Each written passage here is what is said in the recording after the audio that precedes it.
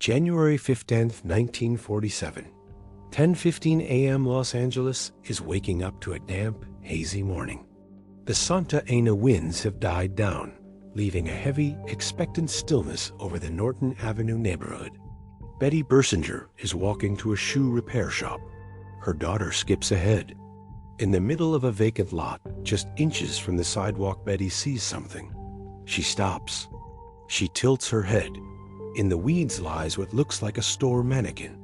It's pale, unnaturally white, and it has been broken clean in half at the waist. She thinks it's a sick joke, a prank by local teenagers. But as she steps closer, the plastic shimmer of the mannequin reveals itself to be something else. Human skin, drained of every ounce of blood, scoured clean. And then she looks at the face. The face isn't just dead, it's screaming. Or rather, it has been carved into a permanent ear-to-ear grin. This is the moment the golden age of Hollywood ends. This is the moment Elizabeth Short ceases to be a person and becomes an icon of the macabre. But here is the detail that the newspapers didn't report for decades. The detail that suggests the killer wasn't just a madman, but a master of his craft. There wasn't a single drop of blood on the grass. Not one, which means Elizabeth Short wasn't killed here. She was presented here. And the 72 hours leading up to this moment contain a level of depravity that most human minds are biologically wired to reject. To understand the Black Dahlia, we must perform a narrative autopsy. Professional investigators today look at the 1947 crime scene and see a surgical signature. The body was subjected to a hemicorporectomia. This is not a hack job with a kitchen knife. The killer cut through the soft tissue between the second and third lumbar vertebrae. They didn't shatter the bone. They found the gap. They knew exactly where the human body is designed to come apart. Forensic experts point to the lack of hesitation marks. In most murders, the killer is panicked, messy. Here, there is a terrifying confidence. Every incision was deliberate. The internal organs had been removed, washed, and neatly tucked back inside. This wasn't a murder. It was an operation. But why the face? The Glasgow smile, slashes extending from the corners of the mouth to the ears. In criminal psychology, this is known as personalization. The killer wanted her to keep smiling for him, long after her heart stopped beating. As the lead detectives, Harry Hansen and Finis Brown, arrived on the scene, they noticed something even more chilling. The body had been posed.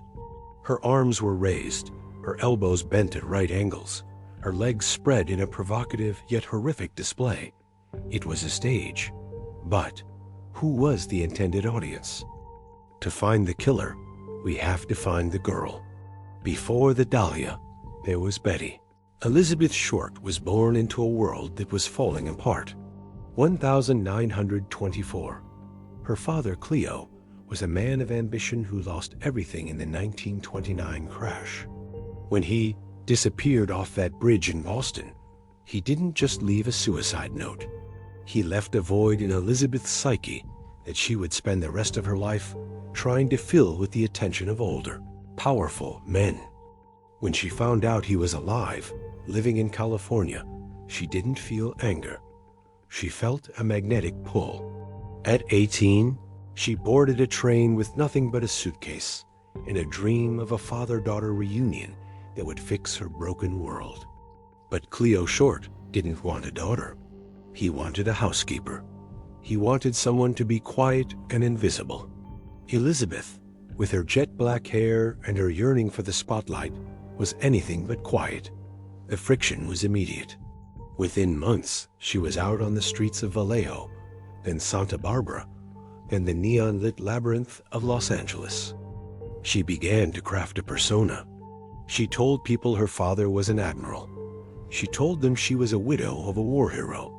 She was building a shield of lies to protect a very fragile reality. But in the predatory ecosystem of 1940s Hollywood, a girl who lies is a girl who is easy to make disappear. No one would know which version of her was missing until it was far too late. You have to understand the Los Angeles of 1947. It was a city suffering from a collective dark night of the soul. Thousands of soldiers were returning with what we now call PTSD, but back then, it was just nerves. The city was overcrowded. The police force was notoriously corrupt, essentially a legalized gang, and the black market was the only market that mattered. Elizabeth was living in the Chancellor, a crowded apartment building where she shared a room with several other girls. They called them dream seekers. They would spend their last nickels on stockings and lipstick, hoping that today would be the day a talent scout noticed them at the counter of a drugstore. But Elizabeth wasn't going to auditions. She was drifting. She would sit for hours in the Biltmore Hotel lobby, dressed impeccably in black, just waiting. She became known as the Black Dahlia among the regulars of the local drugstores, a nickname she reportedly loved. It gave her a cinematic quality. It made her feel like the star of a noir film. On January 9, 1947, Elizabeth walked out of the Biltmore Hotel. She told friends she was meeting her sister. She didn't have a sister in town. She walked toward the exit, her black coat swaying, and stepped into a tan sedan. For the next 150 hours, Elizabeth Short vanished from the face of the earth. What happened in those 150 hours is the difference between a murder and a masterpiece of cruelty. Where do you hide a woman in a city of 2 million people? The autopsy revealed something the public wasn't ready to hear. Elizabeth hadn't been killed immediately. There were ligature marks on her wrists and ankles. There was evidence of sustained trauma. She was kept alive, likely for 2 or 3 days. During this time, her captor didn't just hurt her, he refined her. He scrubbed her skin with gasoline to remove any trace of his own DNA. He drained her blood through a professional incision in the neck technique used by morticians and butchers. This implies a controlled environment, a basement, a private clinic, a soundproofed room. While the city went about its business, people going to the cinema, families eating dinner, Elizabeth Short was undergoing a transformation that defies human comprehension. By the time the sun rose on the 15th, the killer was finished. He packed her body into his car, now in 2 pieces, and drove to a quiet, developing neighborhood. He laid her out. He posed her. He stepped back to admire his work. And then he did something truly brazen. He didn't hide. He didn't run. He waited for the world to find her. Because the Black Dahlia wasn't just a victim. She was his debut. The investigation that followed would involve 400 officers, thousands of confessors, and a trail of letters sent by the killer himself. But as we will see in the next act, the police weren't just looking for a murderer. They were trying to cover up the fact that the murderer might be one of their own. Next, we go inside the interrogation rooms. We look at the red-lip letters, and we analyze the one suspect who had the medical skill, the artistic obsession, and the high society protection to get away with the most famous murder in history. The man they called the Doctor. Elizabeth Short died once in a vacant lot in Leimert Park. But in the hours following the discovery, the Los Angeles press corps ensured she would die 1,000 more times on every front page, in every drugstore, and in every living room in America.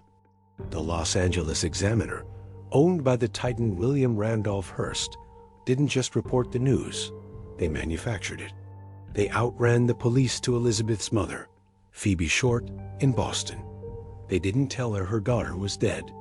They told her Elizabeth had won a beauty contest.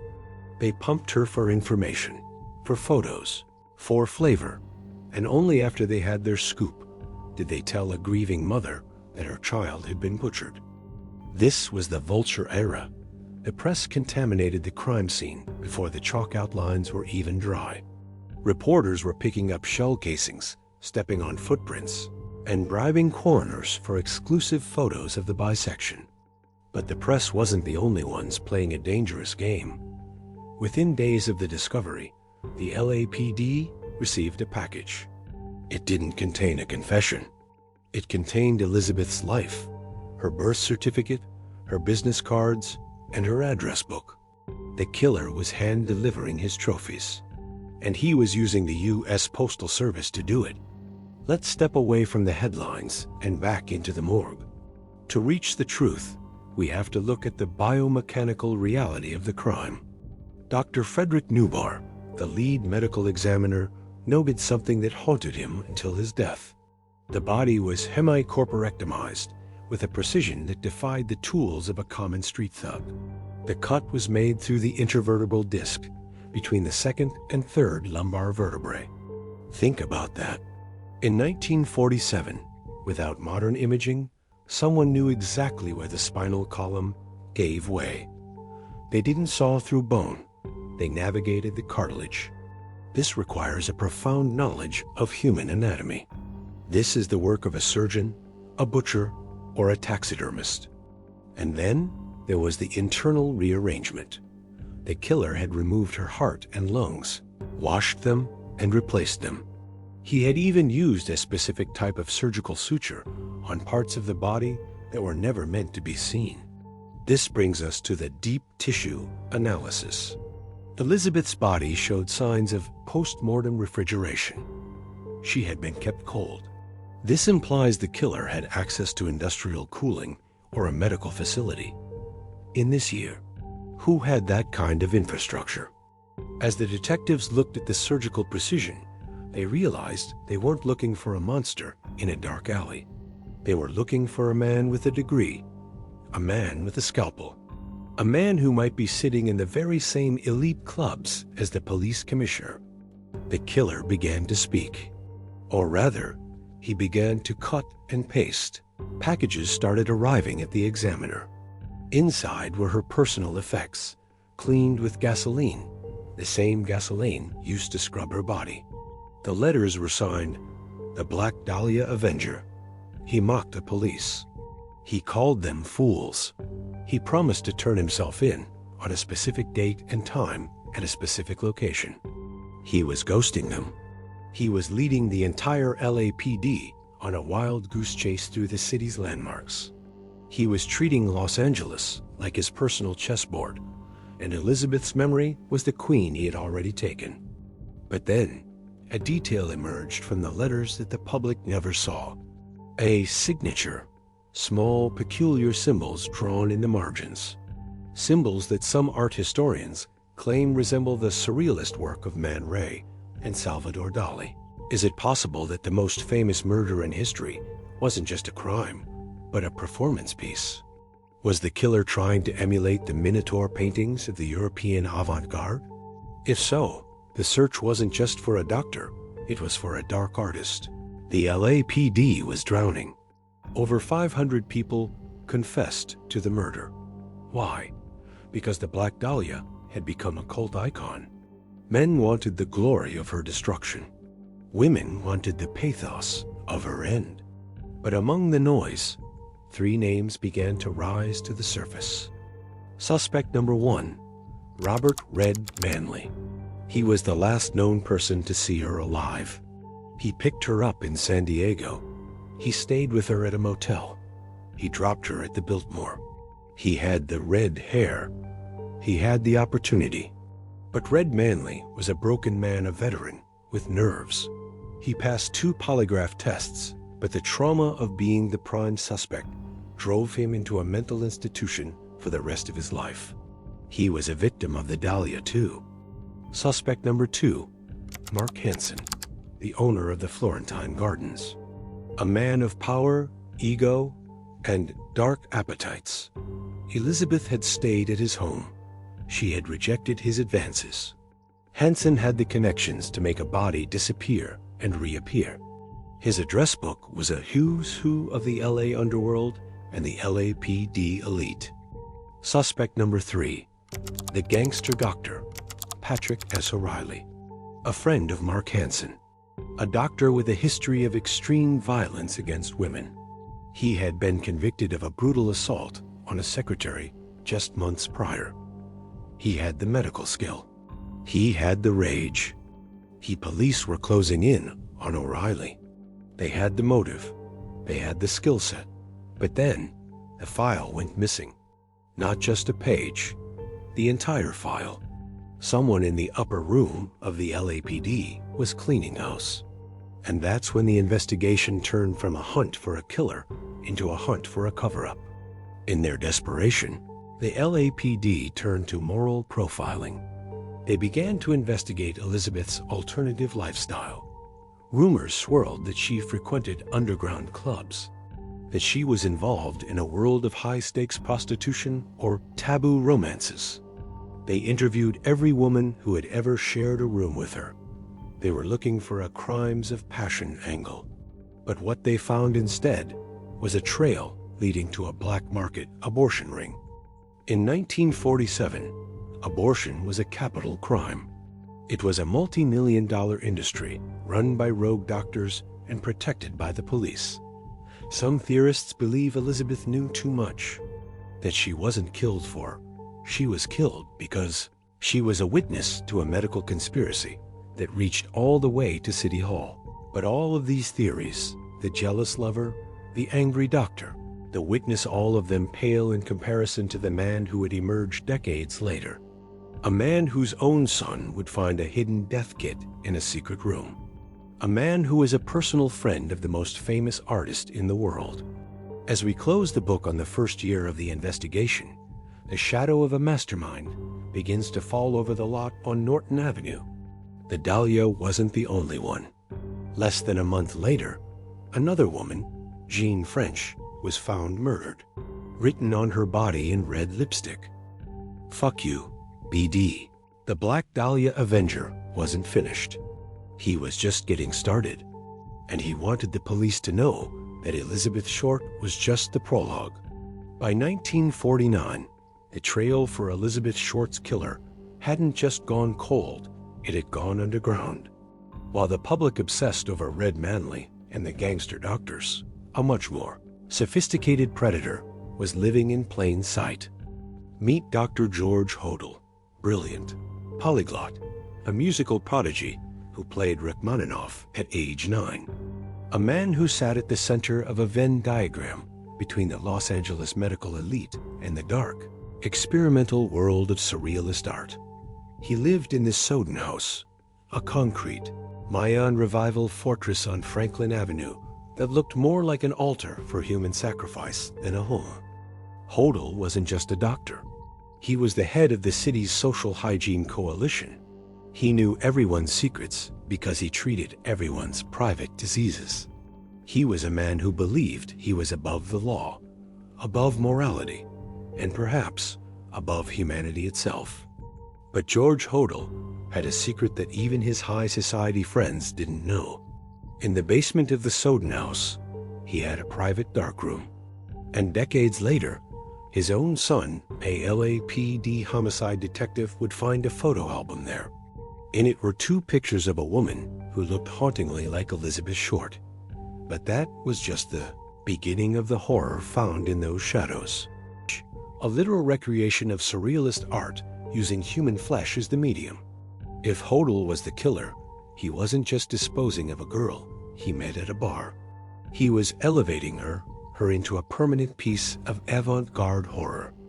But art requires a studio, and the Soden House had a secret. Witnesses, including Hodel's own daughter, later testified to wild, drug-fueled parties and screams coming from the basement.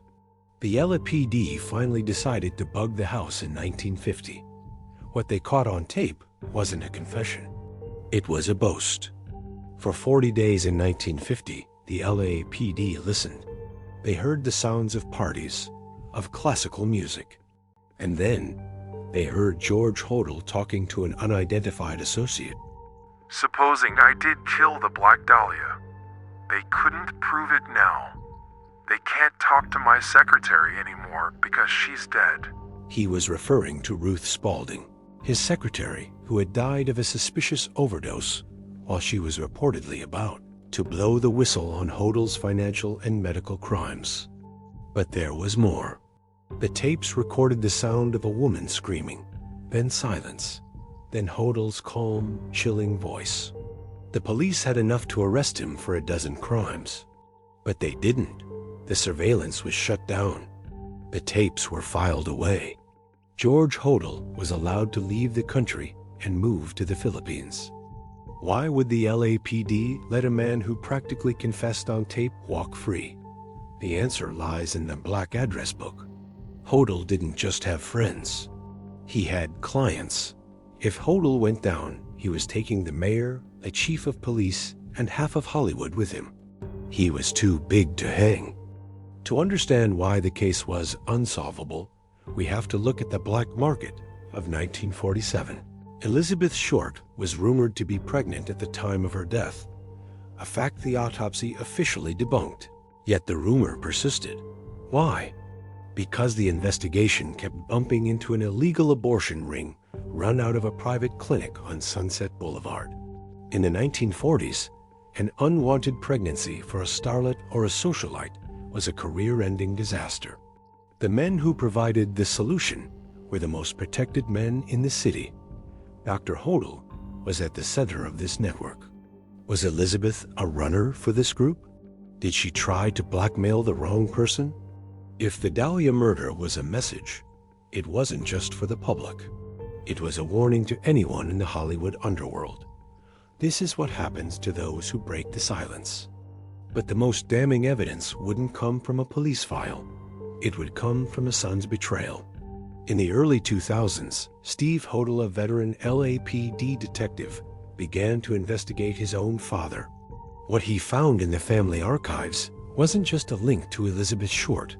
It was a link to a string of murders across the country, spanning decades. Steve Hodel grew up idolizing his father. But after George's death in 1999, Steve found the miniature photos. Too small.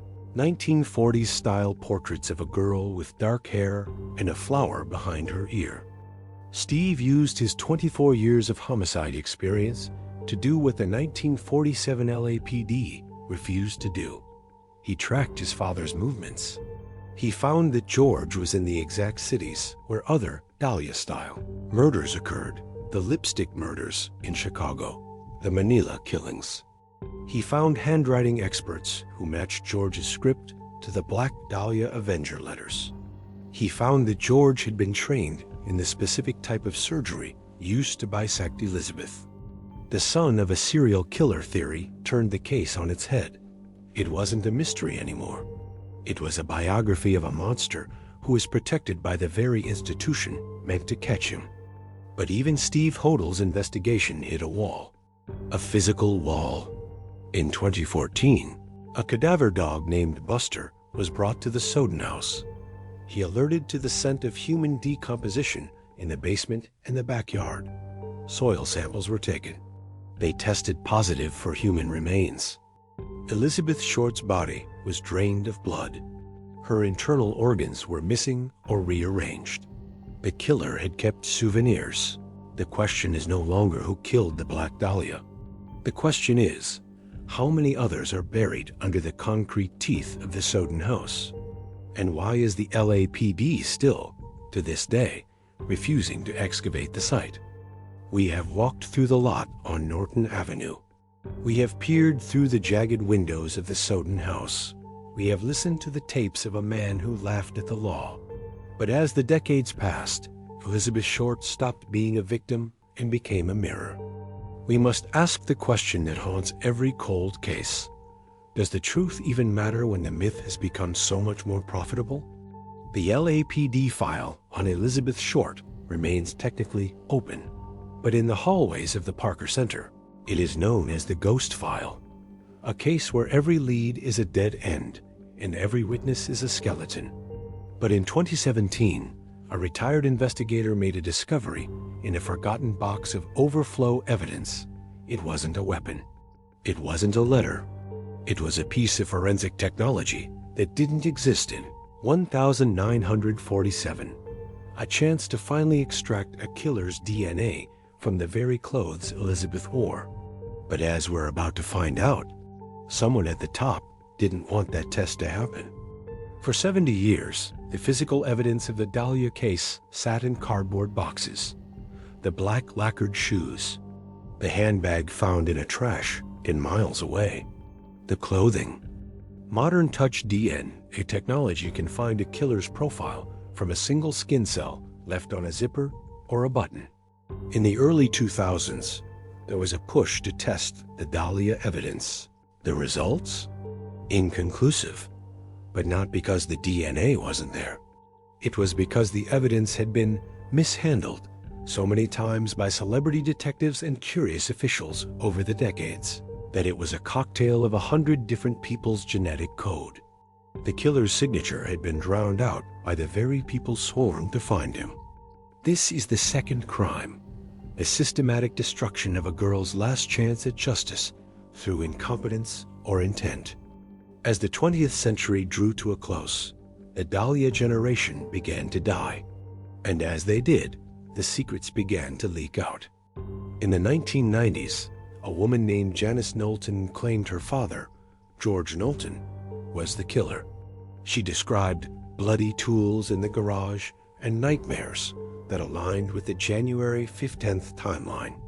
Then came the story of Leslie Dillon, a bellhop and aspiring writer who knew details of the crime that hadn't been released to the public. But the most chilling confession wasn't a word. It was a silence. When George Hodel's son confronted him about the murders before his death, George didn't deny it. He simply said, "I've done things you couldn't possibly understand." He died in 1999, taking the location of the souvenirs to his grave. But Hodel wasn't the only one with a secret. We have to look at the lone woman theory, a theory that suggests the bisection was so perfect, so clean, that it couldn't have been done by a man in a frenzy. It had to be done by someone who knew how to handle a body with care, someone who loved Elizabeth or hated her enough to turn her into a doll. Why the vacant lot? Why the bisection? Why the posing? Criminal profilers call this the signature.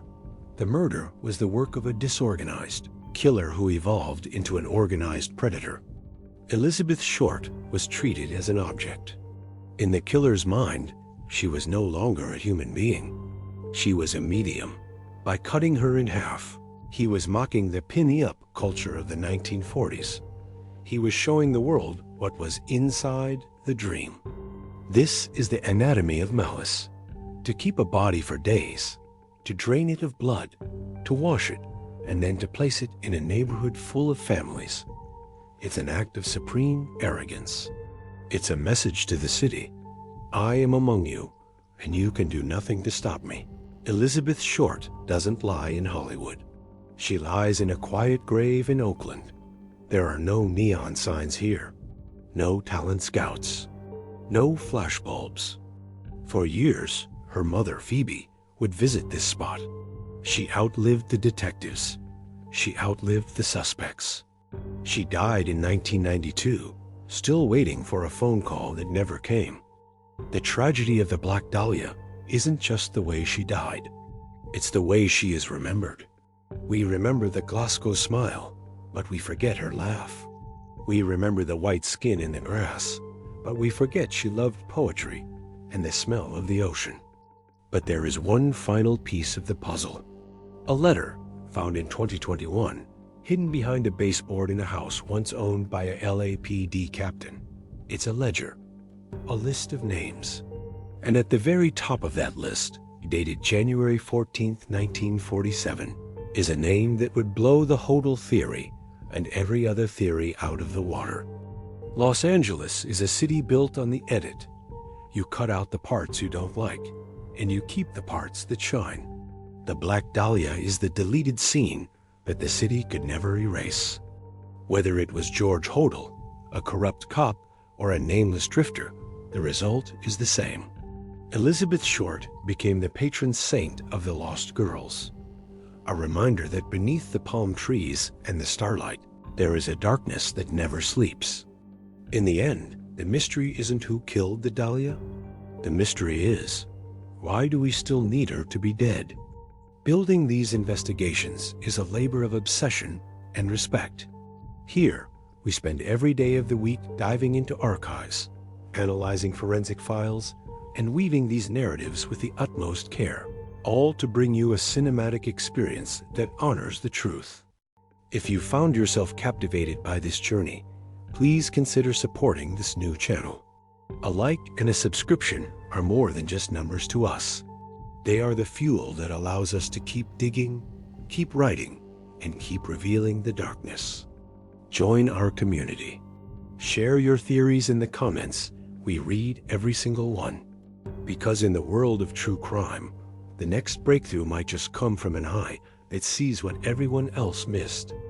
Thank you for walking through the night with us. Until the next file is opened, stay safe, stay alive.